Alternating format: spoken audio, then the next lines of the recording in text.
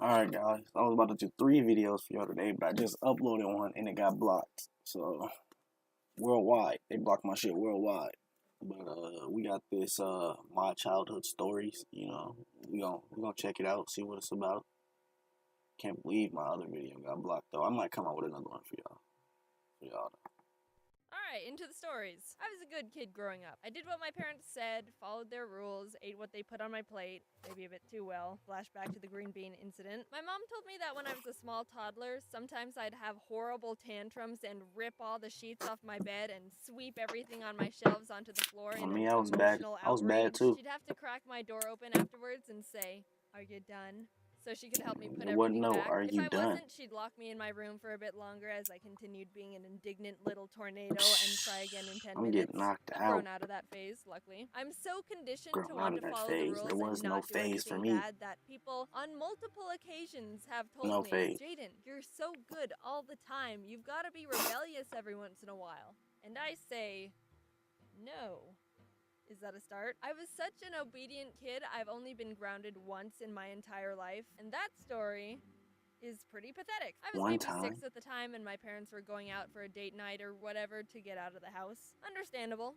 Jax was a pretty exhausting kid to deal with, so they left us with a babysitter. Now, as a kid, having a babysitter I watched is myself emotionally at 7. conflicting. On one hand, you don't want And my little brother. this rando middle school kid to be telling you what to do. Go to bed. Psh, you're not my mom. You're not even old enough to go to the bathroom at school without asking for permission. Don't tell me what to do. But on the other hand, babysitters let you get away with way more than your parents. Oh, yeah, mom always lets us have 3 Oreos. It's okay.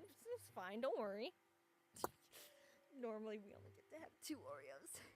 We're so sneaky. It was getting late that night, and before it was my bedtime, I wanted to play outside on our rickety little playset. Now, I'd already gotten ready for bed. I was in my pajamas and brushed my teeth, but I figured it's not past my bedtime yet, so everything's fair game. So the babysitter watched me swing on the swings for like 5 minutes and then go down the slide one time. In the morning, when my parents were back, I woke up and they were like, "You're in trouble." Did I do something? What do you think you did? I don't know. Why do adults say that to children, by the way? What do you think you did? I don't know. Seems like you don't even know what I did and are trying to get me to rat myself out. The babysitter told us that last night you played in the backyard in your pajamas.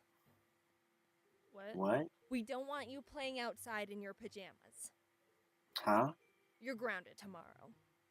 What the fuck? So I was grounded for a day because I played outside in my pajamas. But I cheated like 5 minutes of TV by sneak watching from around the corner, so who's the rebellious one now? There was this golf course a block or 2 down from my house that had a little lake, and my dad and I would ride our bikes to it every once in a while to feed the ducks. Also, yes, I know ducks shouldn't eat bread. If you didn't know that, don't feed wild ducks bread.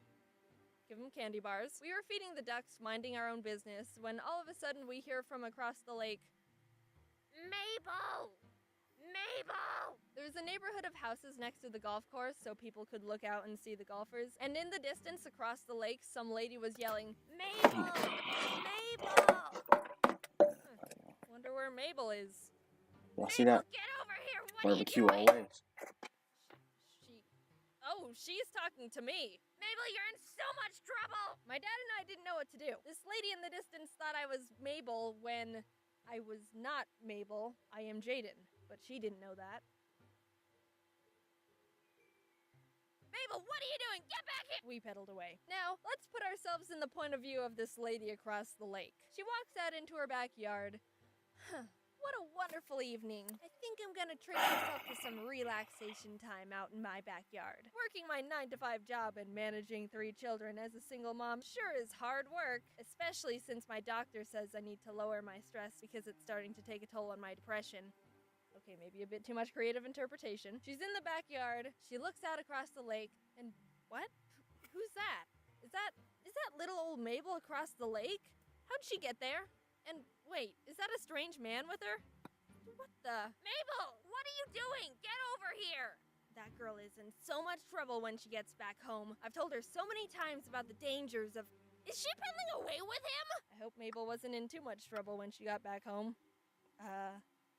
Sorry, Mabel. This story didn't happen necessarily during my childhood, more teenagehood, but I think it's kind of funny, so I'm telling it. I went ice skating with Ti- a couple of friends one winter, maybe Bro, when this I is was long. 15, 16. It was busy, but not too busy. Side note, one time my friend invited me to go ice skating, and we were the only two there.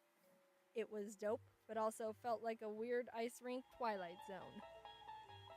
Anyway, so we were skating around, you know, like what we went there to do. I'm not anywhere near close to a good ice skater, but I hadn't fallen on my butt or head, so I considered it a successful day. After a while, we decided to do one more loop around the rink, and right before we were done, this little boy skates up to me. I wasn't very old at the time, but he was definitely younger than me, maybe 13 or something, I don't know. I looked down at him confused, and he goes, "I like your hat." Oh, by the way, I was wearing a knitted hat that looked like a raccoon, so it was a good hat. "Will you hold something for me?"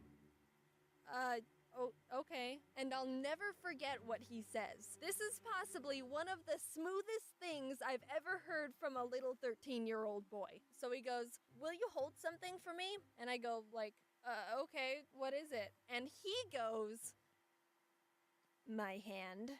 Ooh, he's smooth as hell. I had no expectations on what he was gonna say, but that one definitely caught me off guard. I was so startled by his, what would you even call that? Pickup line request that I stumbled back, forgetting I was on ice skates. I didn't fall, but I definitely did one of those weird twisty maneuvers that your body pulls when it's off balance and trying not to fall down. The boy skated off because I think he wasn't expecting to actually physically startle me. Thinking about it, if you were to try and use a pickup line on someone and their immediate response is to be so surprised they almost fall backwards, that, I don't know how to interpret that. Obviously, it's not what you want, but I mean, that's gotta be some sort of achievement. I wonder what would have happened if I decided to say yes to that kid instead of being a freaked out spaz. Maybe there was something there and we could have had a whole future with each other and had great times together, and I'll never know. He's out there in the world right now, and I'm talking about him, and he probably doesn't even know it. Do you like to make up fake life scenarios for other people? I'm gonna pretend he's going to university to be an orthopedic surgeon. Look it up. Alright, that's dry, man. That's all we got for today, man. I might come out with another one since they blocked my other video. But, yeah, subscribe, like, comment, do all those good things, Just view the video. Appreciate you. I'm out.